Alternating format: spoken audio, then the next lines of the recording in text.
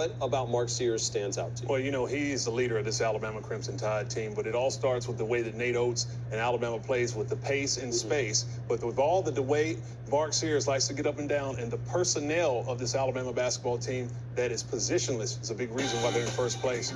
Walk through it. Well, with Alabama, it all starts on the defensive end. But everybody, the defensive and the offensive versatility, Jaron Stevens can push it off the glass as a power forward. But you got to find Alabama in transition because you have shooters all over the court. Mark Sears with unlimited range.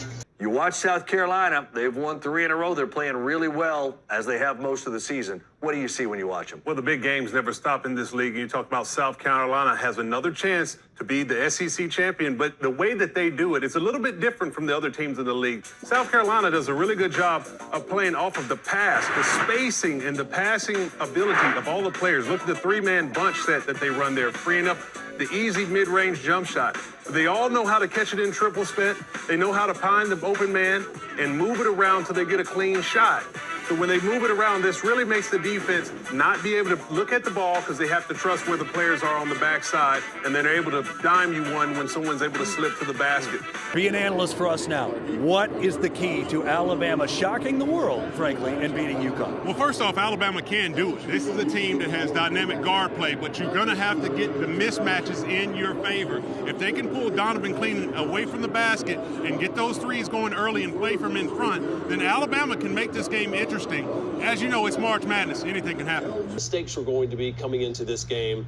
We knew that they were at home, Richard, and yet they weren't able to get it done. What doomed them tonight? Well, this is a game that was a must-win, and it just really seemed as if Arkansas wanted this one. This is a team that we've talked about. They have a lot of talent, and when you get it going, you can feel the confidence as this game goes by. So they really started to come into their own. But for Texas A&M, this is the game you cannot drop. You're fighting for your NCAA tournament life, and you have a team on your home court in a game that is a must-win. You drop this one, but you still have some games in front of you.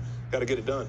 Here with Eastern Kentucky's shot blocker, Isaiah Kozar, the leading shot blocker in the NCAA with 3.9 blocks a game. And we're going to talk a little bit about how you get it done. The NIT, new experimental rules, means a wider paint, which makes a big difference for post play. Huge difference when you're shooting the ball here as opposed to here. You speak a little bit about the respect and the chip on your shoulder, finally ranked in the top 15. How far can this team go? We compete with the best teams in the country. We could beat any team, really. Rob, outstanding performance, man. Talk about bouncing back in a big way coming off the loss. Talk a little bit about this team and how dangerous they can be moving forward. I feel like we can definitely be very dangerous. We got all the pieces. How special is this, seeing the transformation from when you played and you all made a great run, helped continue to get it started to finally get into the Final Four? Well, this is huge. You talk about so many great players that played at the University of Alabama over the years, great coaches, and have really good teams. But to finally get over the hump, this is what Alabama needs to validate their position as a top-tier basketball program. A tremendous job by this coaching staff and this team. All right.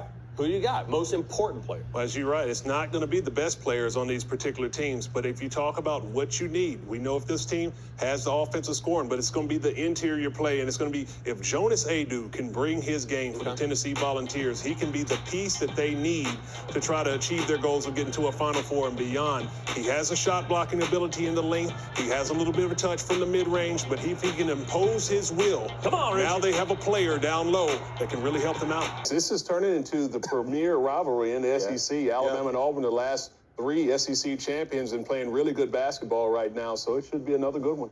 I think, obviously, everyone's going to have to pace themselves extremely well, including those fans right now. But what's the pace of this game you expect coming up tomorrow? Well, of course, you know, if you're Alabama, it's got to be up-tempo. But for Auburn, it's going to be a game they're going to have to slow it down. If they allow Alabama to speed them up, it can be a difficult game for the Tigers. So I expect Auburn to run some slow sets, work the ball around, and particularly try to feed it in the low post. Listen, when you talk about quality low post play, it's all about physics. It's about balance, leverage, using angles and positioning. And you talk about Janai Broome has the best of that in the SEC with that beautiful spin. He knows how to use his body. Open shooter, those things are fixable.